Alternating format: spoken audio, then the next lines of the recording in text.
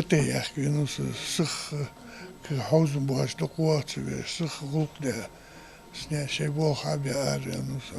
Точная диагностика. В республиканский онкологический диспансер приходят не только онкобольные, но и те, кто просто хочет обследоваться. Это стало возможным благодаря новому компьютерному томографу. Дауд Евлоев в свои 75 жалуется на боли в ногах. Сейчас приехал узнать, в чем причина.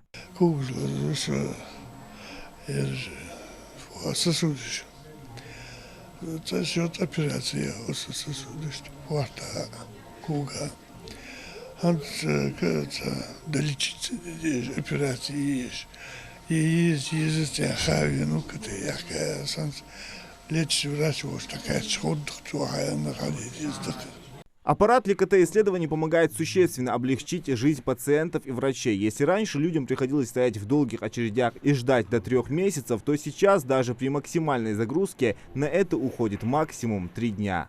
Сейчас за окном это специально рентгензащитное окно, которое мы видим.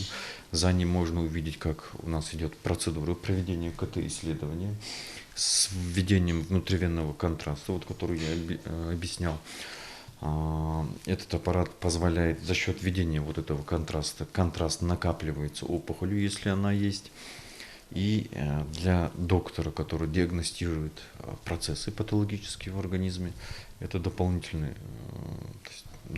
сведения, которые четко указывают на онкологический процесс и размеры этого онкологического процесса, то есть самой опухоли. Еще одно важное пополнение в больнице произошло в прошлом году. В онкодиспансер закупили новую видеоэндоскопическую систему. Она позволяет проверять пищевод, желудок и даже бронхи. Самая современная аппаратура помогает медикам в точности устанавливать диагноз. Вот это колоноскоп, вот он подключен к видеоэндоскопической системе. И, как я сказал, они могут меняться. Колоноскоп предназначен для осмотра полых органов толстой кишки со всеми ее отделами. И также мы осматриваем конечный терминальный отдел тонкой кишки, подвздошную кишку. У нас очень часто бывают пациенты с этими патологиями этих органов. И очень часто бывает выявление. Причем процент выявления на ранних стадиях у нас значительно увеличился, что дает возможность пролечить пациента с меньшими ресурсами и с большим эффектом для самого пациента. То есть качество жизни его значительно лучше, чем заболевание выявляется уже на более поздних стадиях. При этом во время исследования организма аппарат записывает весь процесс, а значит, в случае каких-то спорных моментов с этими результатами медики выходят на консультацию с ведущими клиниками страны.